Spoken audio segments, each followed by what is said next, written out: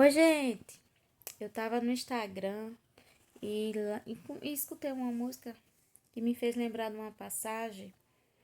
Eu gostaria de compartilhar com vocês, né? A letra da música é assim, mais ou menos assim. Volta pra casa, volta pra igreja, rasga do peito a vergonha e a dor. Cristo te chama. Vem sem reserva, esqueça o passado. Ele apagou, mas volta pra casa. Vem sem demora, mesmo ferido. O amor te cura e te faz vencedor. Gente, eu dei uma puladinha nas letras e fugi totalmente do ritmo. Mas o que vale é esse pedacinho de letra que diz: volta para casa, volta para a igreja. Rasga do peito a vergonha e a dor. Essa parte me faz lembrar de uma passagem na Bíblia, no livro de Lucas, no capítulo 15, e a partir do versículo 11, que o título diz assim: a parábola do filho pródigo. Eu acredito que seja uma parábola muito conhecida, né? Que a gente, quem é cristão, independente de placa de igreja, mas quem é cristão passa a conhecer na escola bíblica lá, como é, enfim, no estudo, né? No estudo cristão, que é a parábola do filho pródigo, né? Eu acho que é uma parábola muito conhecida. E para quem não conhece, eu congregava numa igreja antes de vir morar aqui, onde eu moro. Eu congregava numa igreja lá, né? Eu escutava a palavra e ia para a escola bíblica, dominical, enfim. Então eu conheço um tiquinho da palavra do Senhor. Inclusive, essa passagem do filho pródigo. E eu tive vontade aqui de compartilhar com vocês essa palavra. É uma das parábolas que eu gosto bastante, né? Que Jesus falava. E eu gostaria de ler aqui para vocês, de compartilhar. Quem sabe alguém aí do outro lado não esteja precisando ouvir, né? E fala assim: talvez a leitura, porque eu tô com a Bíblia, essa Bíblia aqui, ela não seja assim do mesmo que você, de que a sua que tá em casa, mas o significado é o mesmo, tá? Tem umas que é traduzida, outras que é na linguagem de hoje, enfim, mas o significado é o mesmo. Continuou certo homem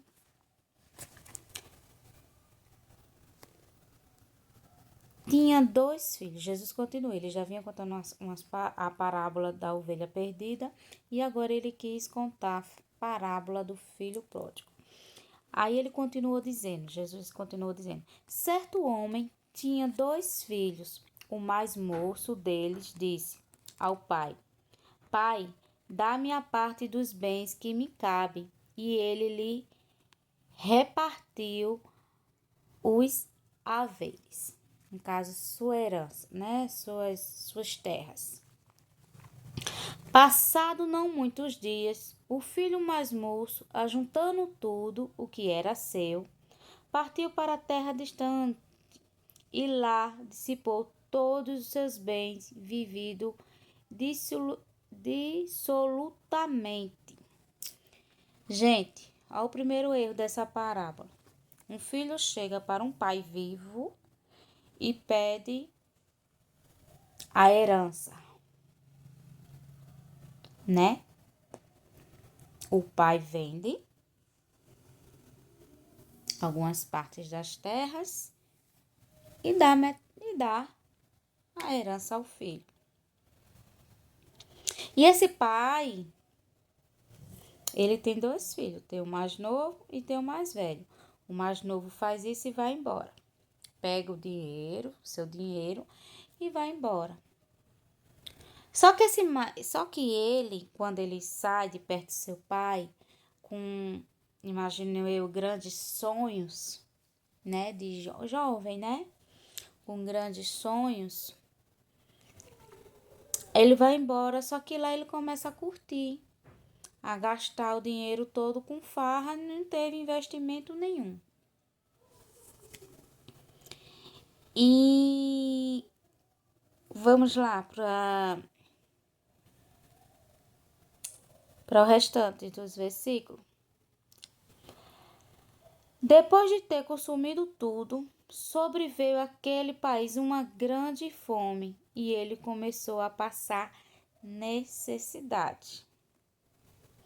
Então ele foi e se agregou a uma cidade daquela cidade, se agregou a um dos cidadãos daquela terra, e este o mandou para seus campos e guardar porcos. Gente, para quem lê a Bíblia, sabe que porco, ele é um animal impuro. Então, assim, na região desse filho mais jovem, não se poderia tocar em porcos, porque era animal impuro. Então, né, tinha toda aquela crença. E o rapaz que é rico, que tem homens trabalhando para ele, se vê num lugar mais pobre do que onde os servos, os homens que trabalhavam para ele, mais pobre do que os servos dele. E ainda mais lidando com porcos, né? Botando comida para os porcos, coisas que eram impuras. Então foi uma humilhação muito grande para esse rapaz. Vamos lá, continuando. Aí ele pegou, né, caindo em si. Ali ele desejava ele fartar-se das alforrabas que os porcos comiam. No caso, as comidas dos porcos, ele desejou comer de tanta fome que ele tinha. Desejou comer as comidas dos porcos.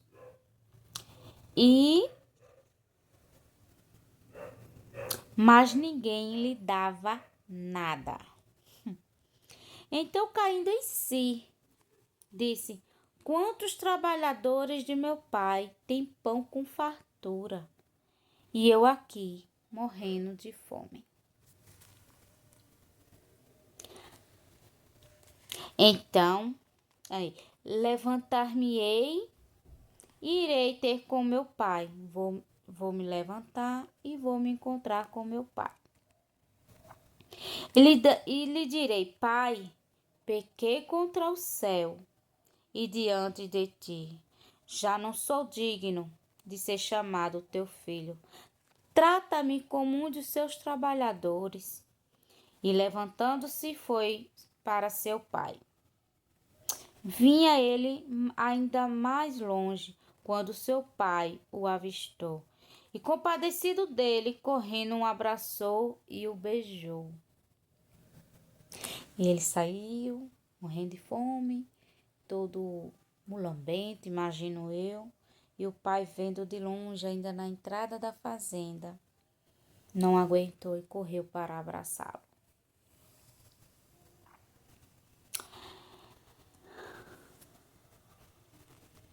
O filho disse: Pai, pequei contra o céu diante de ti, já não sou digno de ser chamado teu filho.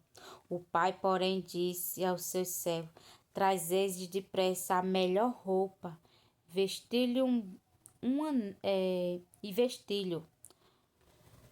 Dá-lhe um anel no dedo e sandália nos seus pés.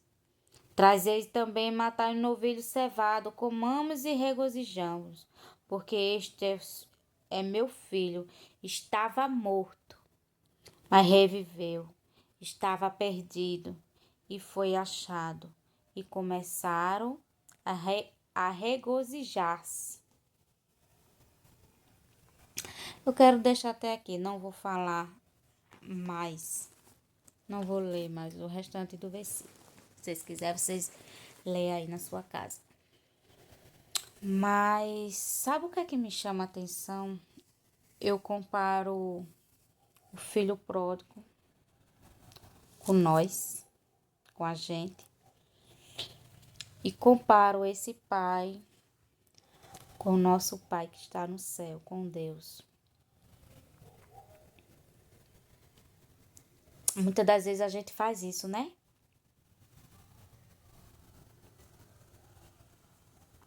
A gente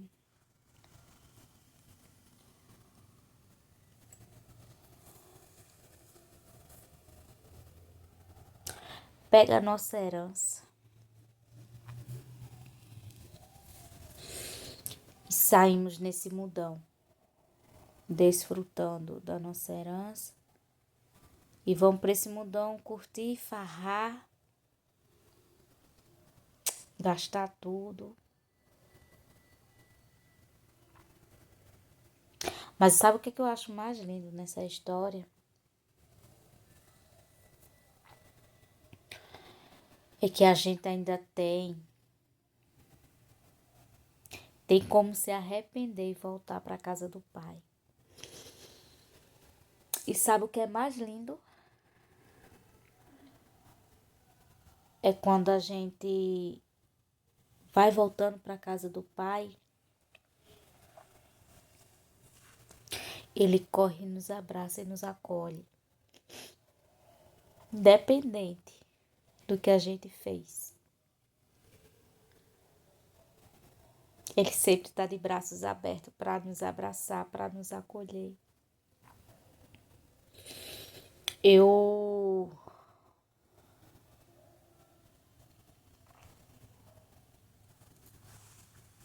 sinto isso muitas vezes na minha pele, sabe?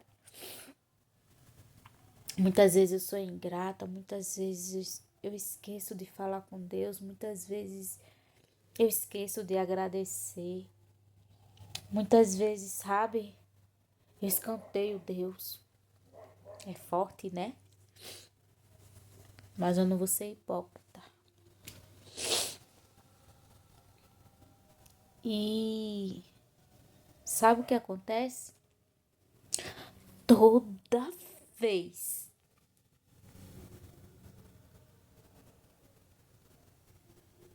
Deus me bota nos braços.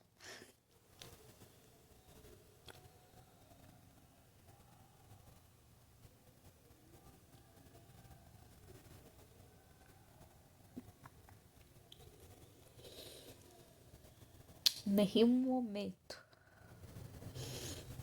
Ele se afastou de mim. Eu já posso ter me afastado várias vezes dele. Mas em nenhum momento Ele se afastou de mim. E Deus, Ele é assim. A gente faz tantas coisas, a gente decepciona tanto Ele. Mas quando a gente se arrepende, quando a gente começa a chorar, a gente sente Ele nos acariciando, nos acalentando, nos confortando. É lindo, né? Quero ver aqui no comentário. Quem já chorou nos pés do Senhor e não sentiu Ele consolando? Fica com essa palavra. Deus te abençoe. Até a próxima.